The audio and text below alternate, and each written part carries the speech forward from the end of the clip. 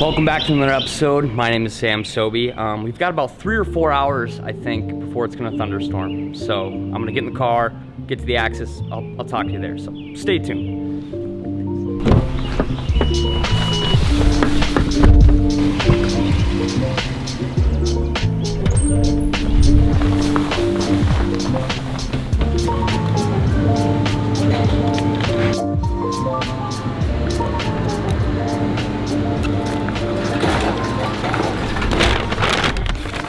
Little cup of early morning Joe and some waters and a soda and a little homemade gas station sandwich. Not like some of the crummy gas station sandwiches you get. These folks make them homemade right in there. So the morning's starting out right.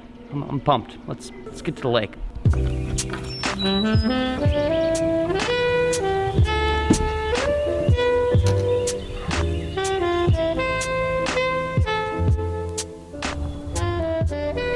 We have made it to my buddy Clay's house. The sun is just kind of coming up here. We checked the weather and it looks like the rain should hold off for at least a couple hours, which is awesome. I just met Clay a couple minutes ago and he's an awesome dude. And look where he lives. This is beautiful. This is beautiful. First and foremost, say hi, Clay. Hey. It's nice to meet you. Nice to meet you. And look at this. Yeah. Look at his back view. Casa de Doolin. Oh my gosh. And I've actually got 2 8-pounders on beds sitting right in that cove right there. I'm waiting on them. This is gorgeous. And what lake is this again? Lake Taneycomo. Lake It's actually Taneycomo. a trout fishery, which is why some of the bass are real big. It's the only lake that I know of in the Ozarks with grass in it. So maybe someday we'll fish it together. But today it's a Bull Shoals buckbrush flipping ordeal. Heck yes. God, gorgeous. Every time I come back to Missouri, I'm just like, man, this is one of the most beautiful places I've ever been. So rolly, so many hills. These lakes are just down in these deep valleys. It's gorgeous. So we're gonna hop in the truck now, head over to Bull Shoals, and I'm pumped. I'm really pumped to get Clay in the boat, and I want him to talk about kind of the program we're gonna be running today. So stay tuned. You won't be pissed. I don't know if you guys can see that there, but Bull Shoals, maybe in the past week, I don't know, Clay's saying. 2 days. 2 days? Yeah, I was out here 2 days. Like, how much do you think it's come up? 3 feet. Yeah, the lake is at least 3 feet high, which is okay. The program we're running today is like flipping bushes, so high is better than low. It was kind of a process getting the boat in, but we're in now, and let's get it, dude. Let's freaking get it. My daddy always told me that when the water's in the bushes, flip the bushes. That's what we're doing.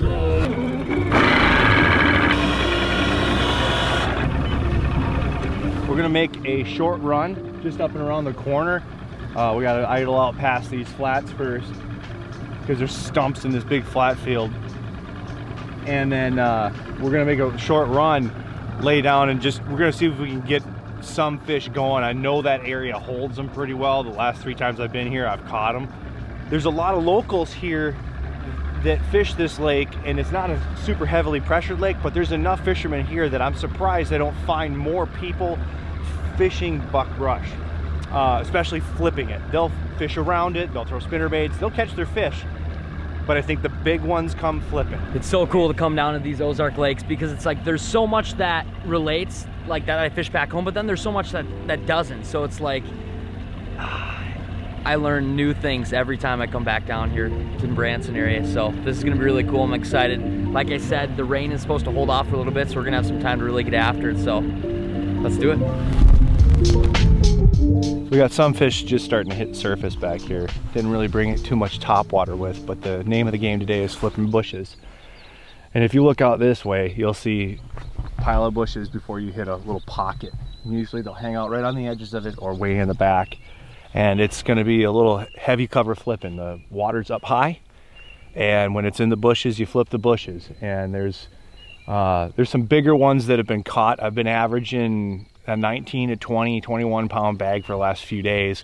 Last day I went out, I had 17, but we'll see what we can do today. We'll just kind of bounce around and see what the fish tell us to do. But the plan is to catch them flipping, and it should be a fun day. Dude, this is gonna be awesome. It will. It'll be great. This is so cool, guys. for those of you who have heard this term before, like a bush shaker or a tree shaker, this is like, this is where that saying comes from. Every like so often we're going down the bank and we'll just see a whole bush just move. And it's because these big bass are on these bushes and they're spawning on them and they're fanning right on them. So they're just moving these whole bushes, especially on a calm morning like this. That's really cool to see. It's like your heart can go from right through the roof as soon as you see it. There's donkeys back here. Kind of figure just usually don't stay up. The little ones will get stuck. Yeah. Kind of like what you know that when you reed fish too. There we go. A little dude. Just a squeaker. Smallie. Bull shoals full of spots, smallies, and larges. Look at that little smallie. See, buddy. More large out in this lake. Oh, that a babe. That's a better one. Oh, you freaking smoked it. That's a babe. Beautiful. Got a little bit of a white tail starting to do their thing. Just a speed craw and a hack attack jig. I usually throw hack attack or a outcast, but that's about a 3-pounder. Beautiful. Yeah. Beautiful. Go back to your home, sweetie. Eating a little bit better today. It's so important when you get in an area like this where they're really at, just to go to such a slow crawl. Clay had the trolling motor, I don't know, like 5 or 6 before, but yeah, he literally has it off right now, and we're just gliding down the bank so slow, because you need to pick these bushes apart, flip. Doesn't matter if you're fishing the front or the back. Like, there's so much here to flip, there's so much to cover. You really slowing down is the key. Check your line. Mm-hmm. Just check your line. You'll break off. There's a bed right there. Dang, this is awesome.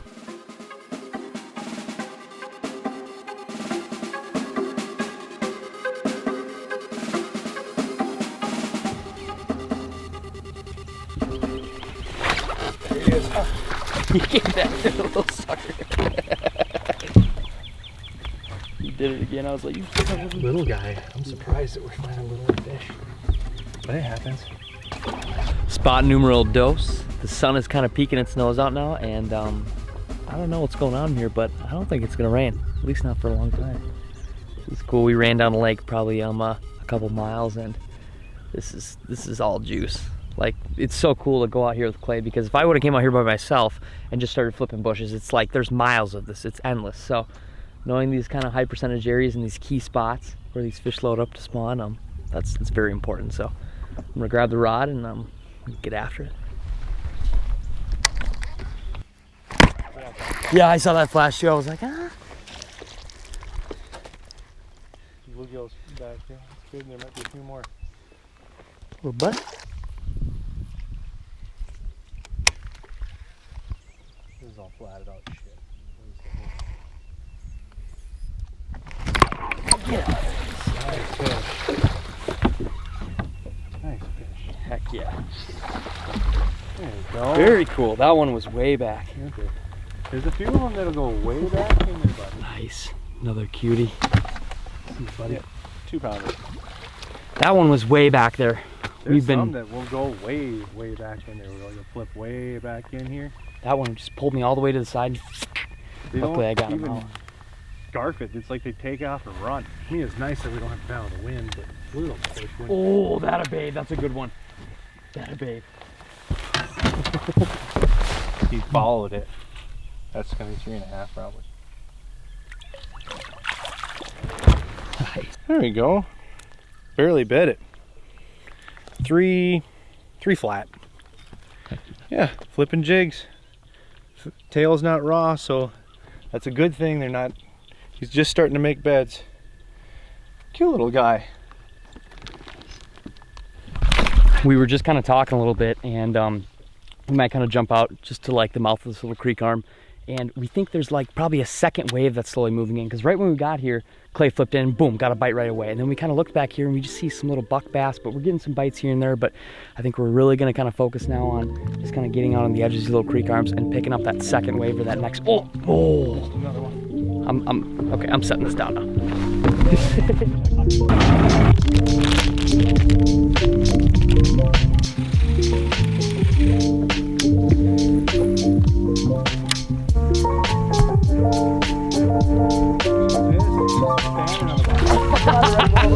That was sick. Oh, better fish. Better bait. Standard tube, man. Now, why'd you switch up to a tube and use the jig? The reason is because sometimes when it gets flat calm like this, I notice that they want something that kind of moseys around and drops down to the bottom, and it'll stand up in their bed and they'll pick it up and move with it. And every bite I've had on the tube, just like in smallmouth fishing, when you throw it to a rock, they'll kind of just move off with it. And they'll kind of track the bait down as it's moving away from them more with a tube, especially in these flat calm conditions. The jig seems to make more of a splat when it hits the water. It's just a better entry and it's quieter. And the hookup ratio is great with a Gamakatsu 3/0. It's a 3.5 inch tube, and most people think that's too big of a hook. But if you look at the stuff we're fishing, you got to pull them out. So a 3/0 extra heavy Gamakatsu flipping hook, and just a lightweight. You know, don't have to go heavyweight. Just let that tube mope down to the bottom, and that's usually what gets them. Nice. Gorgeous. About a 3-pounder.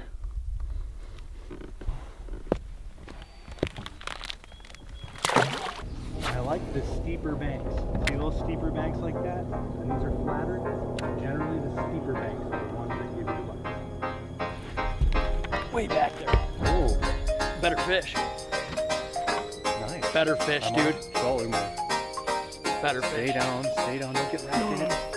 Ooh, that's freaking 5, dude. That's a 5-pounder.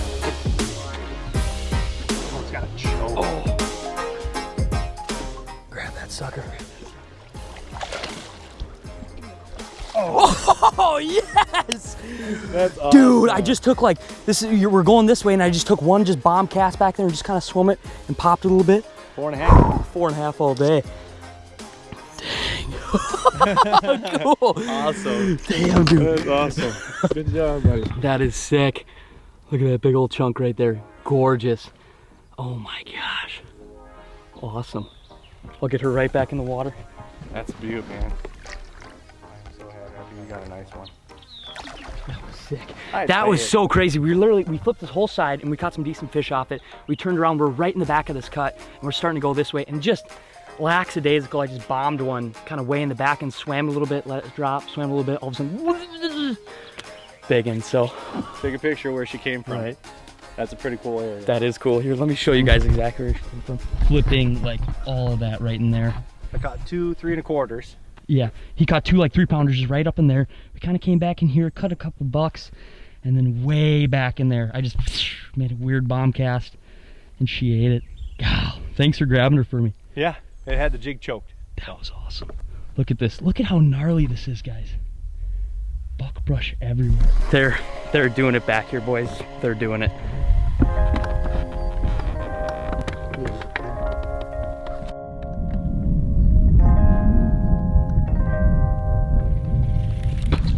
Missed him. Crap. I watched him come out for it. Barely bit it. He's on this deep bed right here.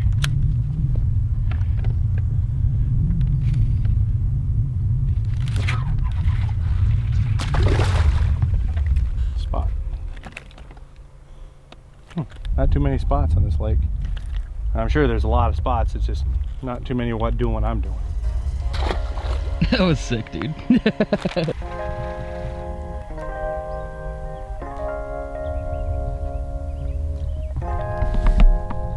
Alrighty, well, our day is wrapping up here. It seems like I looked at the clock this morning, it was 7 a.m. and before I knew it, boom, 4 p.m. It's like the day flew by. Flipping brush is an absolute blast. I learned so much about buckbrush and correct banks that they move up on, because like there's acres and acres and acres and miles of buckbrush out here. Just like a lake back home, there's just like tons of weeds, tons of weed lines. Like, where do you start? There's specific banks that are more gradual, bigger rocks that just like Clay pointed out all day. It was so cool. Like, every time you fish with someone new, you learn something new, and I learned a bunch today, so that was a blast. Thank you so much, Clay. Huge shout out to Murray for letting us borrow the boat. Literally last night at like 10 p.m., Clay and myself were texting each other, and we're like, It's supposed to rain tomorrow, and I looked at my app on my phone and I was like, dude, from 7 a.m. to 7 p.m. it's supposed to rain and thunderstorm all day. We kind of played it by ear and we're like, you know what, we're going anyways. We get up this morning and boom, it was clear, and it just stayed clear the rest of the day. So that was a total blessing. So huge shout out to Murray, huge shout out to the weather. Any last words, Clay? Dude, thank you so much. I had a great time. It was I had a great time. I'm glad that you learned some stuff, and the Ozarks are a fun place at certain times. I enjoy bull shoals a lot. It's a fun fishery. I think we ended up with probably somewhere between 17 and a half, maybe close to 18 if we actually weighed them. Caught a lot of fish. It's a fun way of fishing, and there's intricacies to it that I'm glad that he could take home with himself. So that was awesome. Bull Shoals does not disappoint. This is my first time here, and it definitely won't be my last. I'm gonna link all of Clay's stuff down below. Clay does a bunch of guiding out here, so definitely check him out. If you come to the Ozark area, everybody wants to fish Table Rock. Everybody wants to fish Lake of the Ozarks. I promise you, come book a trip with Clay. Come out here to Bull Shoals, and you won't be disappointed. So thank you guys so much again for watching another episode, and I guess there's nothing else left to be said than stay tuned, let the adventure begin.